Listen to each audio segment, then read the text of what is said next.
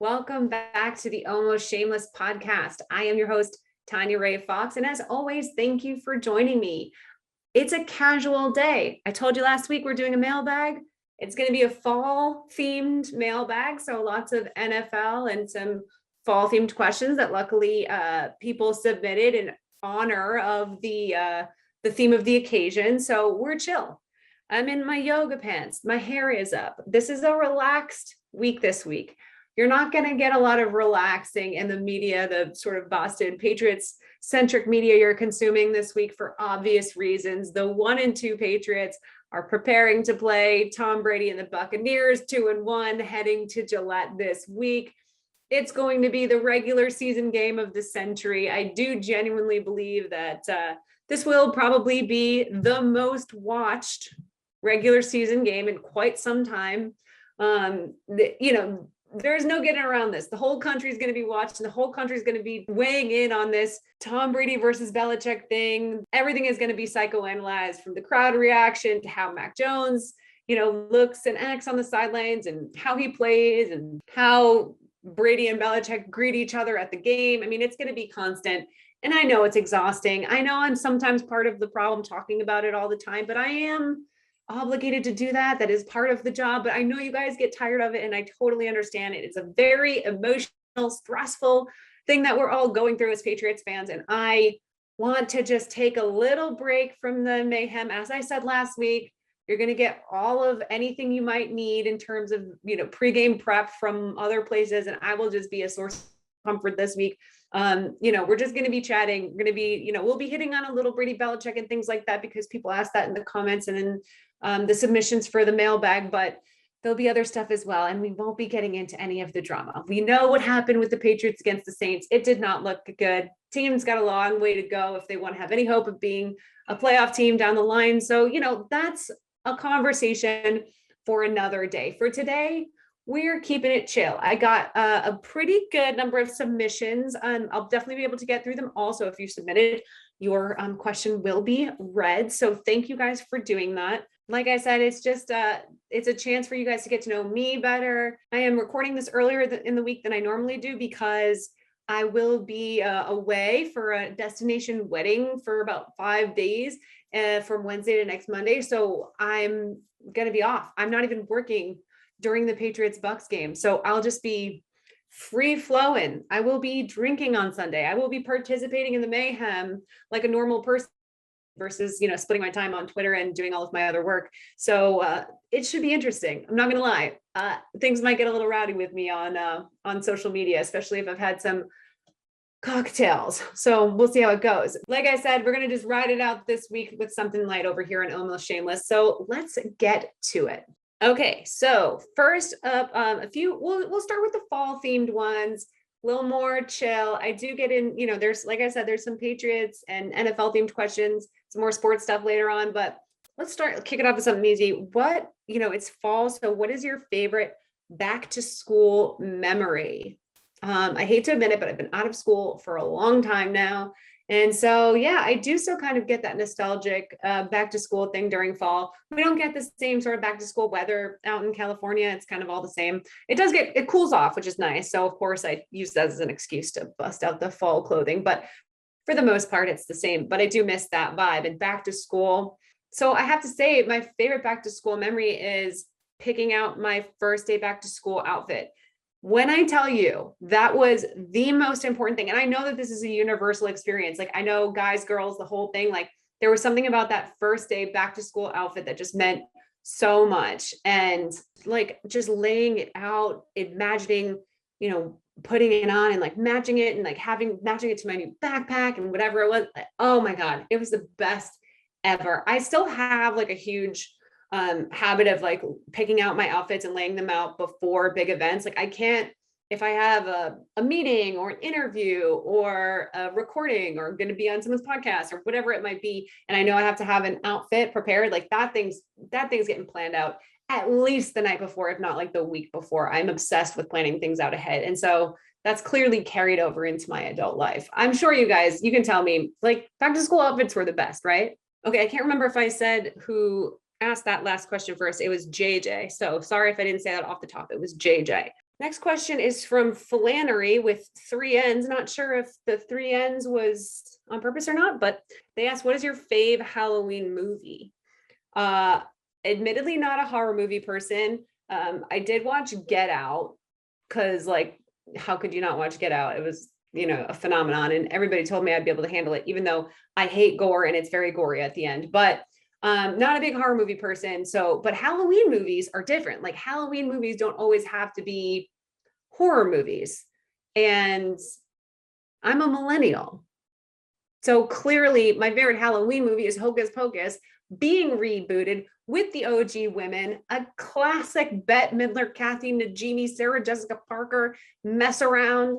So good. It's like, it holds up no matter how old I get. I absolutely love that movie. It's so 90s. It's just so 90s. There's a couple things in there that probably aren't politically correct anymore. But so it goes with anything we loved from our childhood, right? But Hocus Pocus, even like the younger generation, Gen Z, and like younger millennials who weren't like around for the heyday of that movie have fallen in love with it from it being on TV and on Disney Plus and whatever else. Like, it's definitely a cultural phenomenon. Amazing musical number right in the middle of it with Bette Midler that you have to like. I mean, I Put a Spell on You by Bette Midler in that movie is a classic rendition of that song, and it's got a talking cat in it. So what more could you possibly want? Oh, here's one that's a lighter football question related to it being fall. This one is from Vanessa, and she asked, what is your earliest memory of watching and loving football? I can't remember if I answered this in my summer mailbag or not, or if I talked about it on a different podcast, but my first memory of watching and loving football is very distinct. It was the Super Bowl between the Patriots and Packers in 1997. And it was really the first time I sat down and like watched a game with people where, I mean, I don't know if I had sat down and watched a game like, just as a child before this, but I remember distinctly being like, why am I so invested in this? Like, I'm really invested in this. I can't believe how much I care. And I was like a little kid. And it was just the start of something really special. Little did I know it would not be long until football was a part of my life in a way that I could never have imagined. This was back in the day when Brady was just a twinkle in our eye, a young Michigan man. I hated Brett Favre for a long time as a young woman because of that Super Bowl. And now I still hate him because I'm an adult and he sucks. So, I obviously had good instincts as a child. Yeah, I think that's like one of my earliest sports memories in general. And I will never forget it. I'll never forget being stunned at how much I cared about sports. My sister actually submitted this question, my sister Angel. You always got to get the family mailbag questions in when you have a young and up and coming podcast, I suppose. And she asked apple cider or pumpkin spice, and then put in quotations for all the basic bitches out there. So if you like either one, apparently you're basic. I thought about this because I'm not like a huge obsessed with pumpkin spice person. I don't like look forward to the pumpkin spice latte or anything. Like, usually when I'm drinking coffee in the morning, it's just a cold brew with a little almond milk. Like, I'm going to let you guys in on a little secret. I try to intermittent fast because I'm not a hungry person in the morning. Like, I don't eat breakfast or whatever. So it just kind of works with my schedule. So if I'm going to do it, I don't want to like break the fast in the morning with my coffee. So I just drink, coffee with no calories in it because it just doesn't count as breaking my fast. It works. I don't know. I don't ever recommend like, diet things to anybody. It's not really a diet. I eat whatever I want. I just eat it in a specific time of day. But when I can put something in my coffee, like if it's later in the afternoon or I go out like later and get a second coffee or whatever it is, I do like to do like a chai or pumpkin spice or something like that, like add it in with some almond milk, like something a little more fun. And so like, I think I would have to lean toward pumpkin spice because I can put it in coffee. And like there's like pumpkin muffins, like pumpkin spice muffins at Dunkin' Donuts that I actually really like. They're so sweet. So I feel like I lean more toward pumpkin flavored things in general. But I'm from New England, fall capital of America, right? Like the autumnal capital of America. So like, I do love a good apple cider as well. A hot apple cider on a cold night with the cinnamon sticks, or an alcoholic apple cider, which I've made for a few holiday parties. That is like so good. It's so good. If you make like a spiked apple cider with like orange and cranberries and cinnamon in it.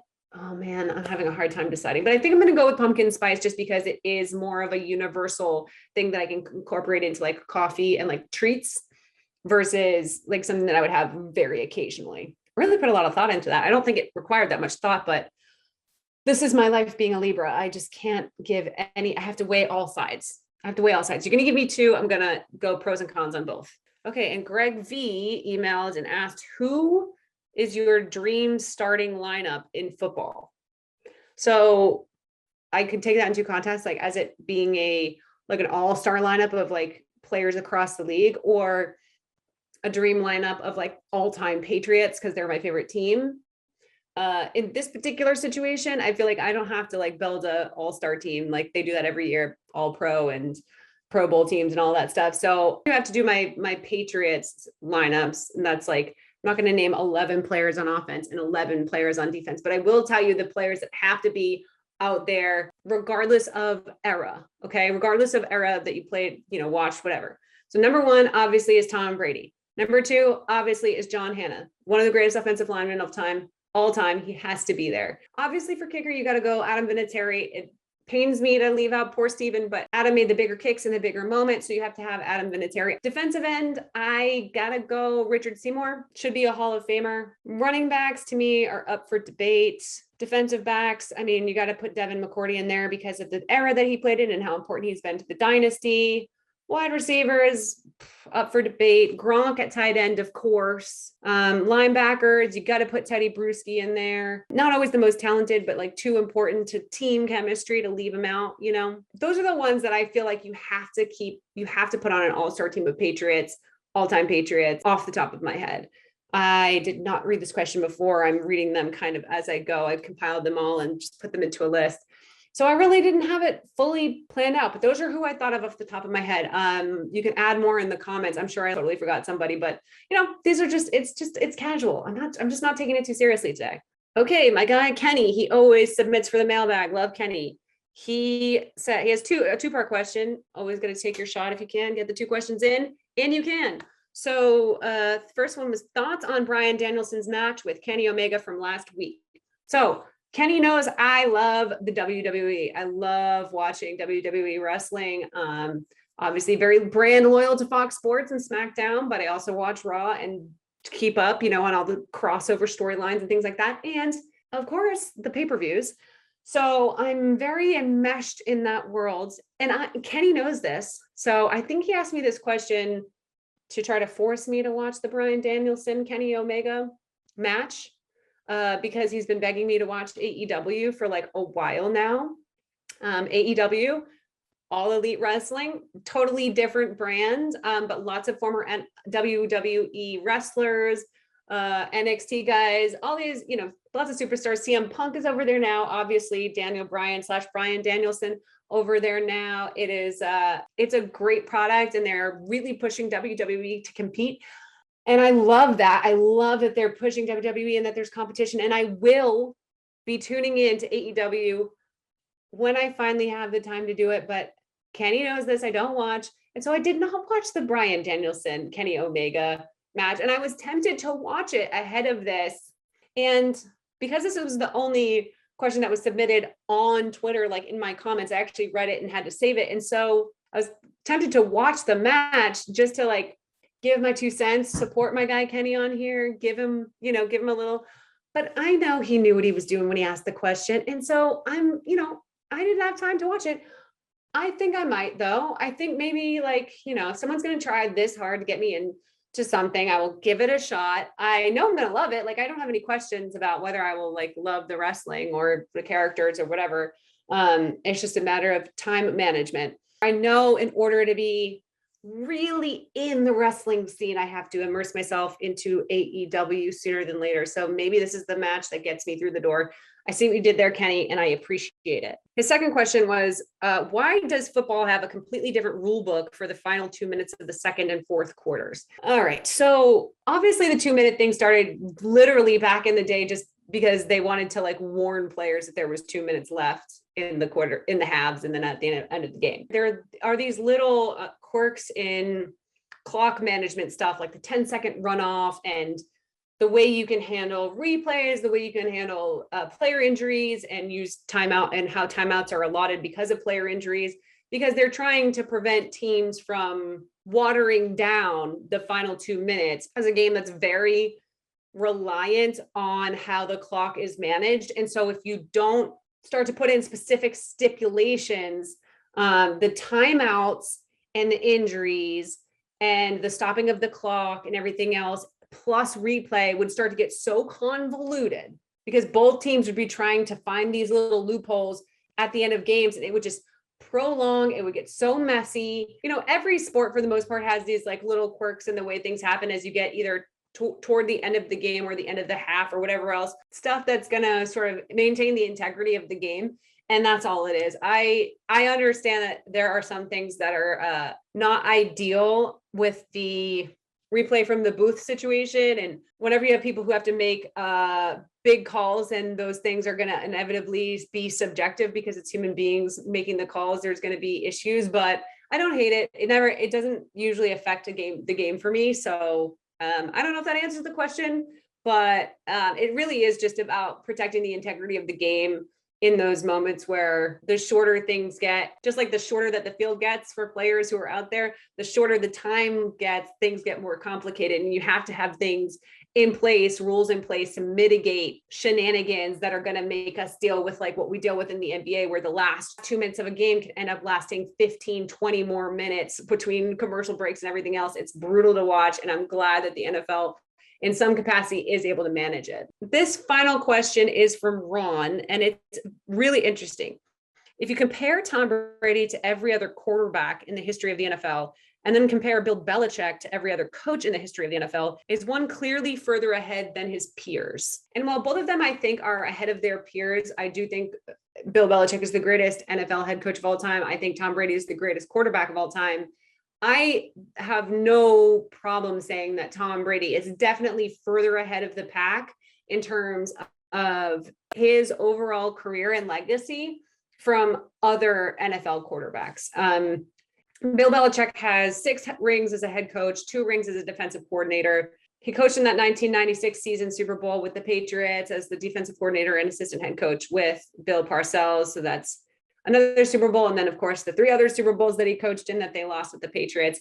And so all in all, he has coached in 12 Super Bowls, which is absolutely amazing. And as far as like his mind and his impact on the game, and over the course of 20 years, his longevity, the importance of maintaining that relationship with Brady as long as he did, really helped to turn the Patriots organization into a premier organization in the NFL. He is as important as any NFL coach that has been out there, but the separation, as Ron put it, between him and the next guy, whoever you think that might be, it to me is not as big as it is between Brady and whoever you think the second best quarterback is. If you think it's Joe Montana, if you think it's Peyton Manning, if you think it's Aaron Rodgers, if you think it's Dan Marino, I don't know, whoever it is that you think is like the most talented or the greatest of all time, Tom Brady has just blown them out of the water. He's just blown them out of the water.